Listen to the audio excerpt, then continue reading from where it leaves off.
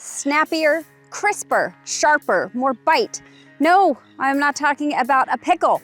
I'm talking about this, the Aston Martin DB12 S. And the S means that it's supposed to be all of those things. So now we get to see if they were successful.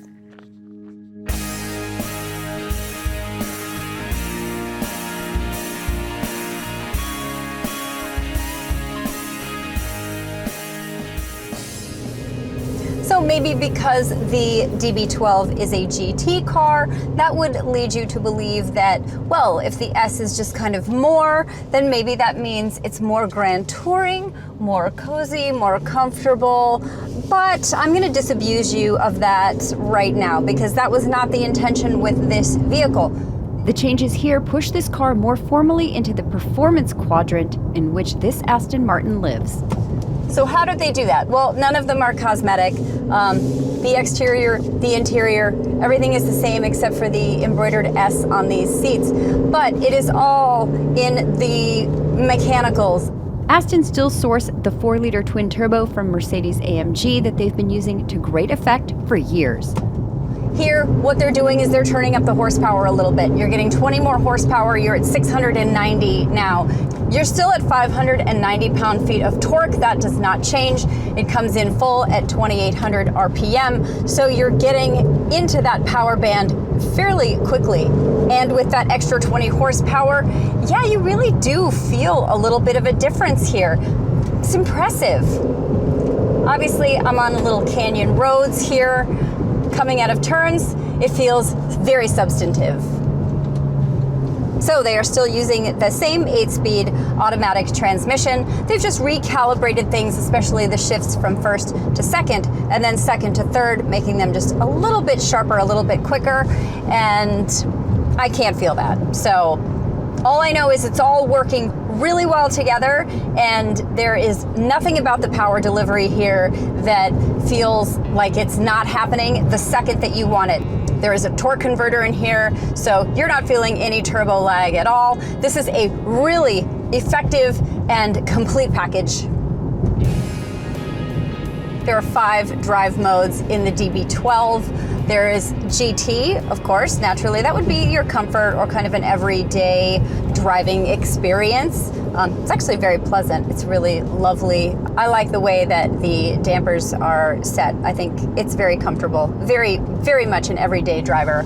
You also have Sport. You have Sport Plus. Because this is an adaptive suspension, it definitely gets a little bit firmer, a little bit crisper, but I'm also going to be honest here, nothing that feels like it's, you know, say like a crazy sports car. So you're not going to be gnarly, uncomfortable, just enough to remind you that you are still in a very sporty, if not comfortable, GT. There's also a wet mode so that you can drive it in inclement weather and not feel like you're going to slip all over the place. My favorite, however, is the individual mode. You can go in and you can set all of your different settings for steering, for exhaust sound, for suspension setting. And I like to put everything on Sport or even Sport Plus, except for the damping and the suspension. I like that in GT, especially when I'm going around turns like this. If I were on a track, maybe I would set it to Sport Plus, but not here. It's not necessary. It's more compliant here, much more comfortable on these imperfected roads. You definitely can feel a difference between those modes though. And listen, when you're buying a car like this, that's what you want, and that is 100% what you get. I will say that I think each one of those settings is tuned really beautifully and delightfully, very distinctively, and I think that is really kind of where the magic is on this S version of the DB12. There certainly are other elements that they've tweaked. There's less friction now in the steering. That was a recalibration of the software here. They've added a little bit of negative camber on the rear wheels, so when you are taking turns, you do have a little bit more stability, and turn in is really quick. You can probably achieve those and attempt those turns just a little bit quicker while still feeling very confident in what the car is doing. There's not a whole lot of lateral movement here.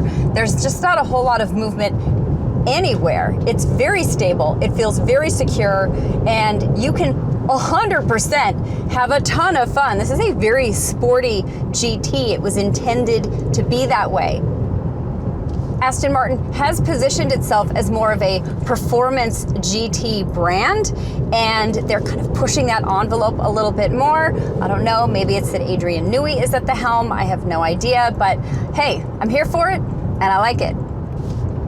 I have also heard, though, from their PR department that in the future there will be a GT car that maybe doesn't push the performance side of it so much, but maybe pushes a little bit more into the comfort and elegance and sophistication side of GT. So we'll look forward to that if indeed that is coming.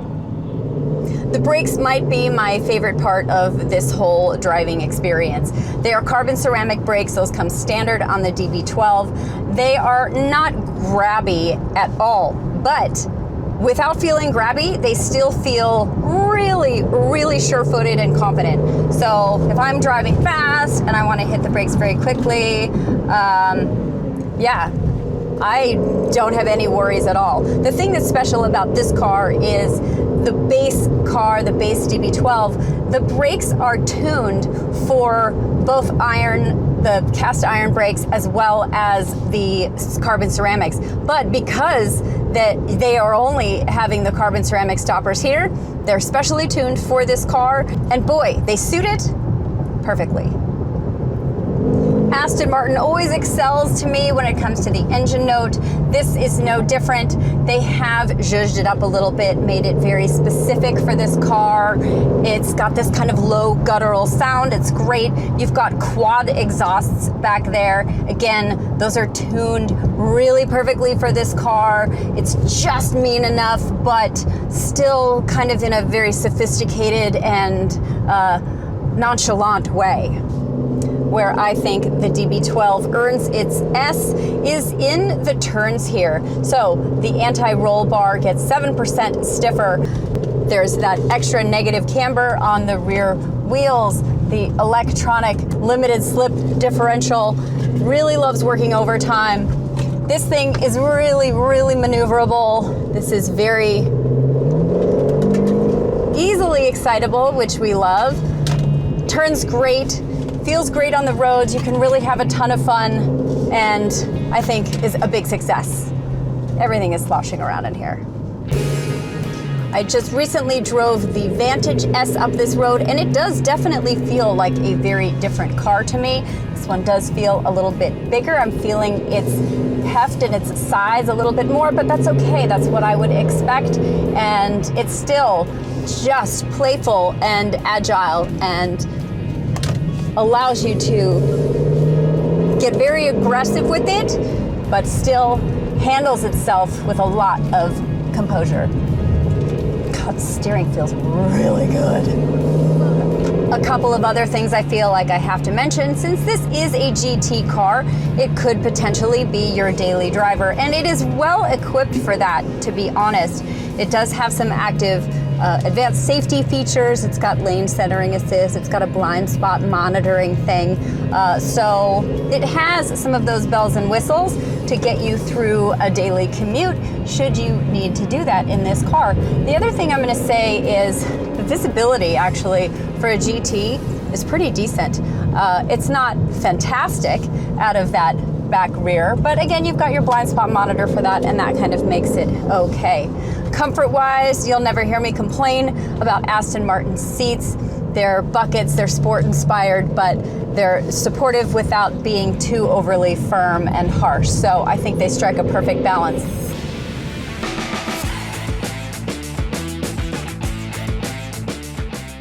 One look at this interior is going to tell you just how beautiful these cars are and what a great job Aston Martin does. From the leather to the stitching to the bespoke S on the seats, everything is so perfect. You can of course spec this car however you like. Give them a piece of bubble gum and they will match the color. Everything in here smells good, it looks good. All of the switchgear in here feels good to the touch, machined metal. It's excellent. The paddle shifters are huge, also metal. I love that. The one nitpick I am going to make though is here on the center console. This is all piano black and very hollow sounding and feeling. And my expectation with Aston Martin is that we would just use a different material here, a metal, a carbon fiber, something that was a little more elevated to match the rest of the car.